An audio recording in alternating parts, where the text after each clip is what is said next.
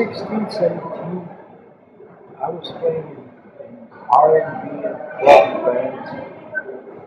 There were very, I was playing in three, four different bands at this point. Oh, I'm sure, yeah. So, And I started writing songs slowly, right. and turning more and more into jazz. And of course, blues was a part of it. For me, blues is like a part of what I call my little jazz, medicine jazz. So it's like my musical world that all comes from, it's all impregnated with a jazz. Yeah, absolutely. Absolutely. So, You may have seen this man before. His name is Greg, and he plays the slide guitar in Montreal's metro system. You probably don't know him as Greg, though. Likely it's that slide guitar guy at Geek Concordia, or that guy with the red scarf. Well, I definitely noticed him, hunched over his instrument for long periods of time, giving every ounce of focus to each phrase. Seeing Greg got me thinking about busking as a cultural practice. I always had a romantic idea of musical performance in the public, dating back to the minstrels and the troubadours of England in the 1300s. I began to wonder about the tradition of busking culture, if there was one in Montreal, and what it entailed. I was curious to know who played, why they played, how much money these individuals made, how much time and effort they put into their busking practice, and most importantly, how they felt the public perceived their art. I was hoping to put a name to the face. I need to make, know, between $400 and $500 a month. That's what I need. yeah. And I usually make more. Wow. But I can't calculate how much money I make because most of it I spend on a daily basis. Yeah. Right now, you saw me buying a bottle of wine. Tomorrow, I will buy some paper towels and some coffee. And I don't know what else I will need to buy. And then the day after, I buy something else. And basis, yeah, I think you need to be romantic about it. Yeah, actually, you need to be romantic about life and be able to tolerate it. Even suffering to have a romantic view. When I was sleeping in those shelters, missions, open mission. Greg certainly has a romantic view of busking, but he was hesitant to compare himself to the minstrels of the 1300s. Maybe it's because they wore goofy hats, or maybe it was a bit of a far-fetched assumption.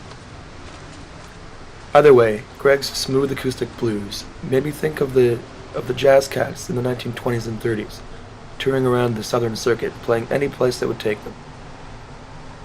That is probably a more accurate comparison.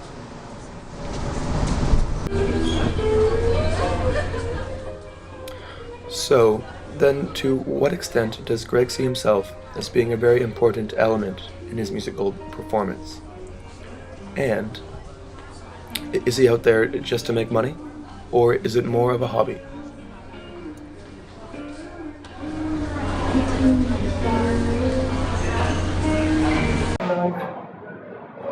I tried to give my music. I didn't try to sell myself. I suppose. Nothing much to say actually about me. There's nothing much to sell. I mean, it's well, half of it is like a job. You have to do it. Right, but you if have to be there.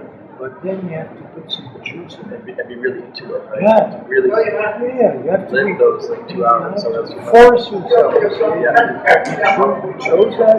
Yeah. Now be happy. Yeah. So, and I'm happy because But what I told you before, that it's a gift to be able to survive with my music.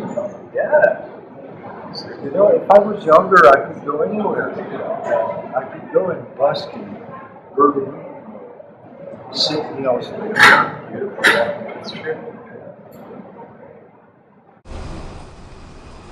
Greg also tells me that playing music in Montreal's metro system is by far the greatest gig he's ever had as a musician. Now, I'm also curious as to how Greg perceives public interaction with his art, and if there's a Montreal busker tradition to uphold. People like what the buskers do. They really show it.